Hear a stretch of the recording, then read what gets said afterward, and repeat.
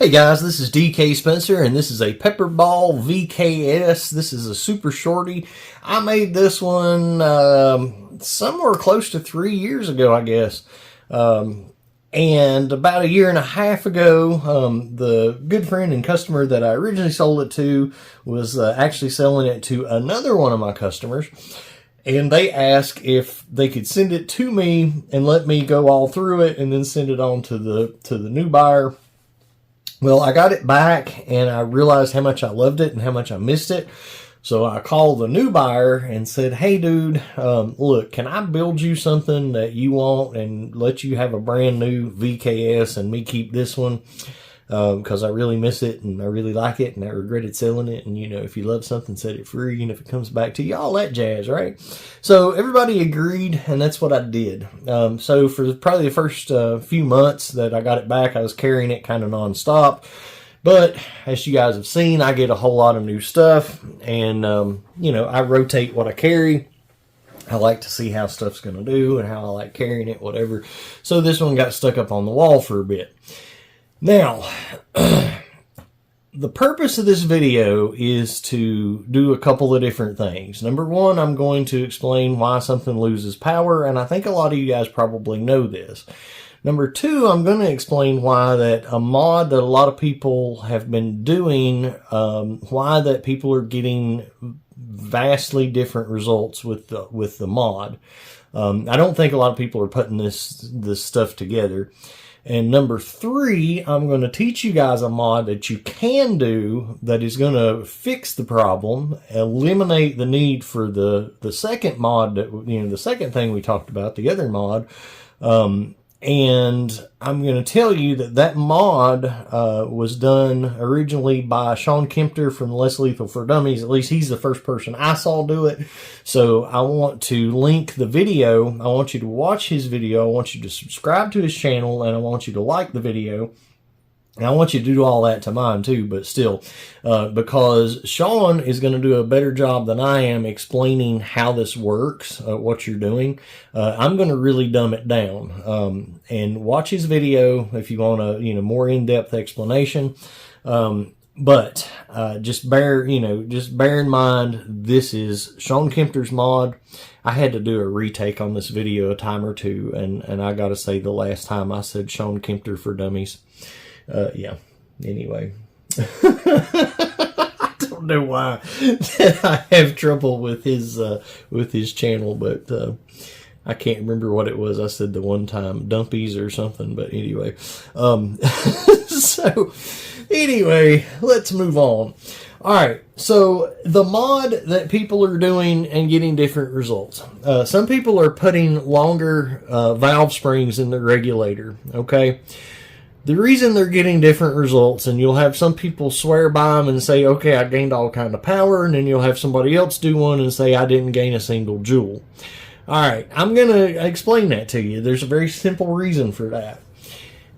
All right, and I'm going to explain right now that and why that I lost power. All right, so there's a spring that sits right in here. All right, this is your velocity adjustment through here. When you tighten your velocity adjustment, it compresses that spring, okay?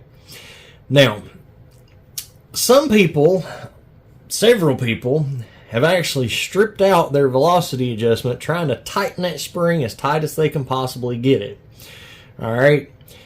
Now, if you leave that spring, because people don't want less power, they want more power. So if you leave that spring as tight as you can possibly get it, as compressed as you can possibly get it to get the most power you can get out of it, then what you're going to have is the spring is going to actually lose its tension. All right. So if the spring loses its tension, it's not opening it up to the max potential, so you're losing power. All right. So people are putting in a longer spring, and what happens when you put in a longer spring is it makes it that much easier to have everything wide open to, you know, your maximum power potential. All right. The thing of it is, if you do the longer spring mod and you don't gain anything, then that means your factory spring was fine when you did it. All right. That's all that means. If you put the longer spring in it and you do gain something, then that just means that your factory spring was either A, too weak from the factory, B, too short from the factory, or C, you kept it compressed so long that it became shorter and weaker than the factory. So when you put a longer spring in, the benefit you gain from the longer spring over the factory length spring is it just takes it longer to compress it to the point to where it's not opening everything. Okay? The mod we're going to do is getting rid of that whole mechanism to where it doesn't matter anymore. Okay? So if the spring is no longer responsible for keeping the thing wide open, then it doesn't matter if the spring loses tension. Now, we're not going to get rid of the spring. It's still going to be there. It's just not going to do anything anymore. And the reason we're going to leave it there is just to hold tension and keep the velocity screw in there. Now, the velocity screw is not going to matter anymore, and the spring's not going to matter anymore. Now, the only downside to doing this is that you can no longer cut it down. So if, like I wouldn't want to do this to a TCR, even though Kempter does it to a lot of different stuff. I will probably only do it to the VKSs, TCPs, and I don't know. I probably won't do it to the TRP. I'm probably going to blow the TRP up if I can ever get something to blow it up with. No, not really. But anyway, FSCs, TCPs, VKSs, and patrol carbines. I'm definitely going to be doing this on my patrol carbine. I'll probably make another video about that. But those things I use kinetically. Hardly ever am I going to use pepper in them. If I want to use pepper, I'm going to use a weak burner, like the LE, or, a TCR cut down a little bit or something like that. I got rid of my TAC SF. That was the pepper monster right there, son. But anyway, only downside is you can't cut it down to use pepper. And I just realized I could have been talking through all this, but whatever. I've done messed this video up so many times, it's all good. If I start taking it apart, I'll mess it up again and have to put it all back together and re-go. So, yeah. Alright, so whenever you're taking one of these apart, you want to go ahead and make sure your ASA is disconnected or off and bled, which it bleeds itself. But you always want to check it, point it in the safe direction, pull the trigger. Alright. Then we're taking the tank off, and then we're going to take the barrel out. You take the barrel out. Actually, hold on. About messed up. Alright, so I use these little pieces to hold any detents in. I use the Wixon metal. They're metal replacement detents. They're not made of metal, obviously. They're 3D printed, but they're to replace the metal detents. And I swear by them. They are hands down the best. Probably one of the best mods you can do to the VKS, honestly. But here we go. So that's what that is. These are originally designed for the Grimberg barrels, where they have the little detents that are notorious for popping out. Well, the Wixon detent, anything other than metal detents in here are going to pop out pretty easy. So that's what that does. So I still use them for those anyway. You have to get that out of the way. You could probably do it, but it ain't pretty. So twist and pull that out. Get the spring out of the way. And these will actually compress over time too. And it's good to have some extras of those as well. So anyway, all right. So now that we've done that, we can push our little pins there, pull them out. All right. Get that out. We're going to disconnect our trigger. You will never see the little rubber things put back on for me because the body holds that to it. It can't come out, so it's completely pointless. I don't know why they even put them in there, but whatever. All right.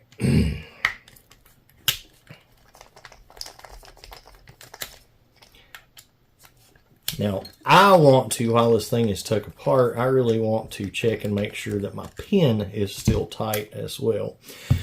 But the mod we're going to do first is getting rid of this issue here. All right, so luckily that's not froze. I don't think it would much matter if it was, but we're going to back that out. So we don't need all that crazy tension on it. We're just going to put it to, you know, something like that, whatever. Then we're going to take us a flathead screwdriver.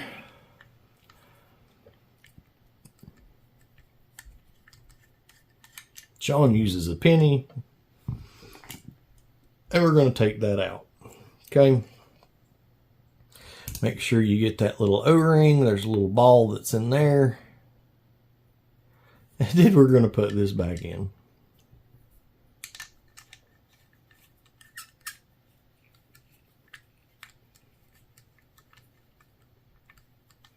All right, so as Sean points out in his video, this no longer stops like it does when that's in there, but you do not have to tighten it all the way down, but you do want to put it to the point where your O-ring is sealed. So that's it. We're done. So that should be wide open at this point. All right, now, hold that thought. All right, now, while we're at it, we're going to go ahead and get an armorer's wrench and take the castle nut off. Woo! I've got a sling loop. I'm going to take that off. And then I take one of these here Allen keys and get the ASA started. Alright, you're going to depress your ASA, lever there. Get that out of the way. Once this is unscrewed all the way, you can just pull that out. Then we're going to reach in here and actually push the bolt and heat core down and get that out. Then we're going to take that out. We've got one of the Home Defense 24 pins in there.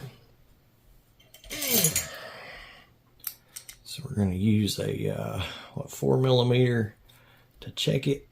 That baby's tight, son. All right, so, and that surprises me because I had been planning, the reason I haven't been carrying this one is I've been planning on going all through it because I was shooting some VXRs, which are light. And if you shoot really light ammo in a VKS, I suggest you never shoot anything less than 8 grams. Again, do as I say, not as I do. Don't even do as I say. But, I break stuff on my channel so you guys don't have to. So I will shoot stuff that I would not recommend you shooting just to show you. But after shooting the VXRs, which were very light, I was planning on doing this and making sure because I figured that would be loose. But it's not, which is awesome. All right, so I set that baby up like that. Now, very important, because the thing won't be cocked if you don't do this.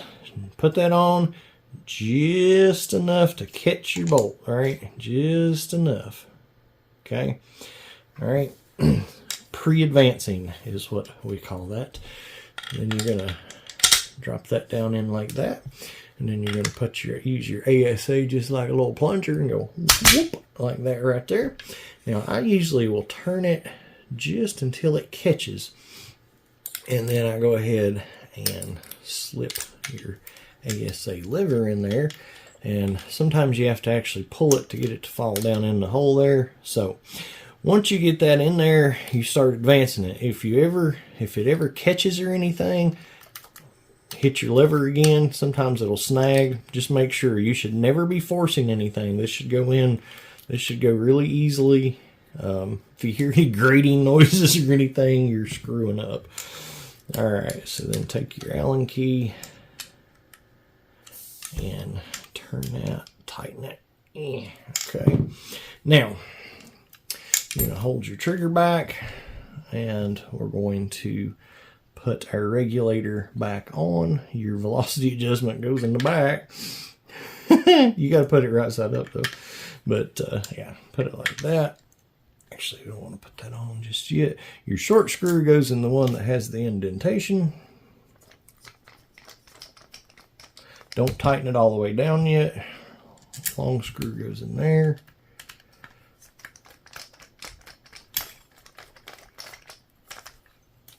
Okay.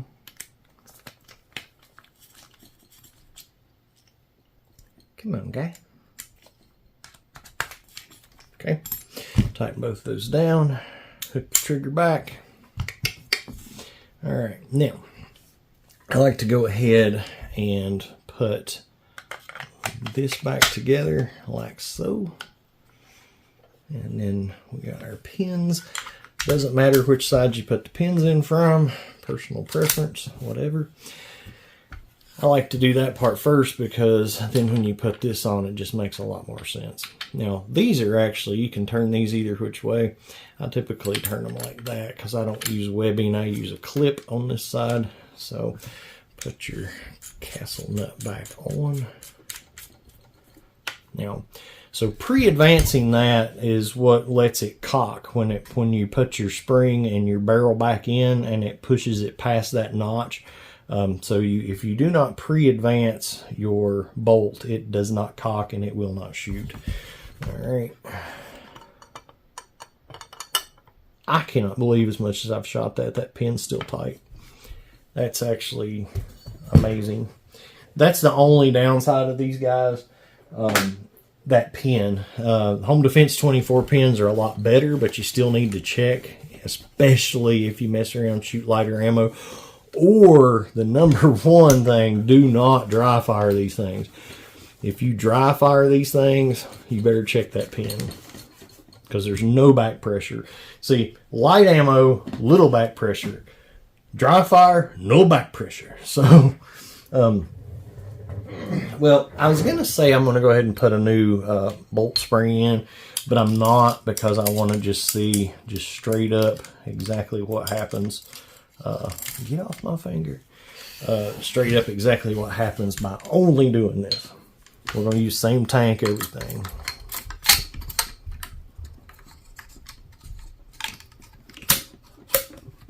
Okay, there's that. And then put this little guy back in like that. Okay, so got that good there. I don't know why I'm not using my power drivers, but whatever.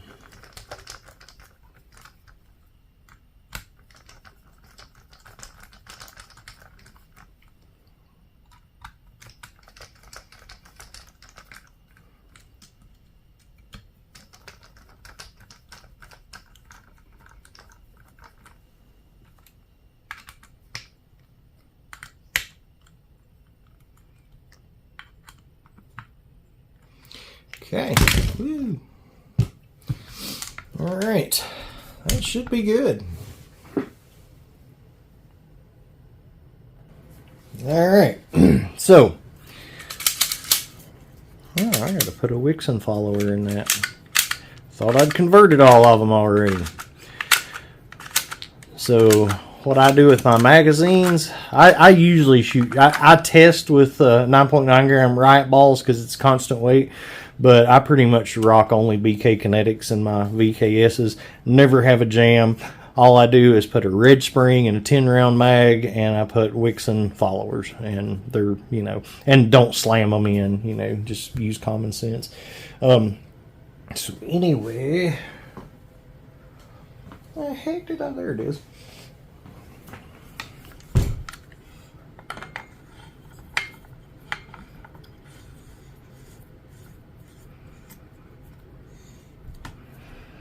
Okay, it engaged. I turned it about a, I don't know, third of a turn more to get the whole thingy there lined up. Man, let's take it in there and be safe. All right, so magazine inserted. Always pull down to make sure your mag is engaged well. Safety on, point in a safe direction. Engage the ASA.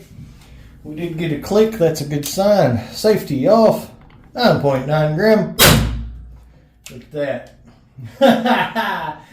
310, 43. So it was I think my first shot with it was what 280 something before, and 302 was the highest it hit. So yeah, definitely gained some power there. Not a lot, but 308, 310 again.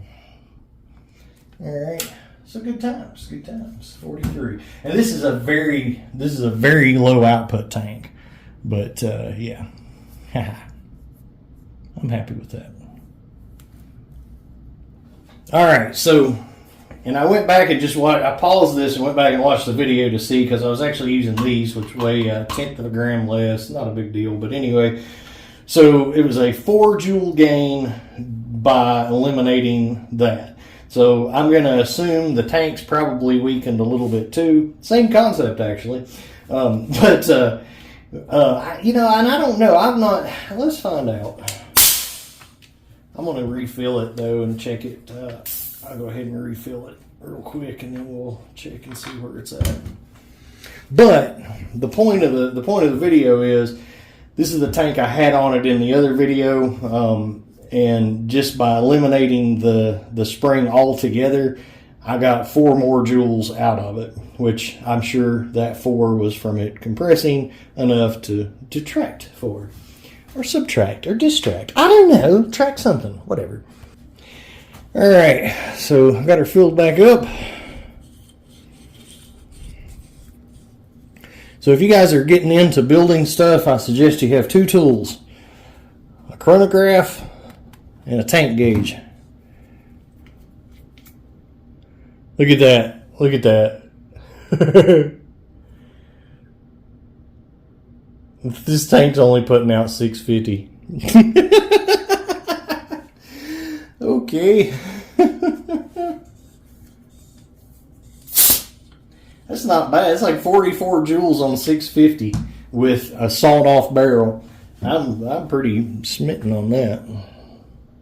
I don't care if I only have 50 joules on something, as long as I've got more than 5 shots, I'm content, because there ain't many people gonna take 50 joules. There ain't many people gonna take more than 1 or 2 of 50 joules before they're done.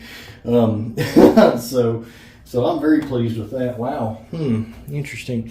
Now, do I want to test it? Like try it with something a little more, just cause, or I don't know. Okay, so here is just a stock PepperBall tank.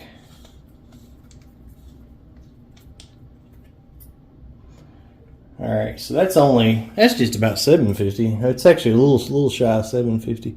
This gauge might be a little off or something, but so just shy of 750. But let's just see, how much that much difference makes. Because when I put this tank up, when I put it away, this tank I believe was about 750-800, somewhere around in there. Definitely not 650. That's ridiculous. And that's one reason that I would rather build a VKS with a actual PepperBall tank, or a Hero or something like that. These tanks are awesome because they're small, but you just don't get much power out of them. Even that's a shim tank too, and it's still, not doing much. So definitely got a better click there. So this is a good lesson in how much, almost 100 PSI on your tank difference makes on this short of a barrel. 47. So now we're back up to about, I think it was like 40, between 48 and 50 typically before. So 47. Good times. Yay. All right. Done deal.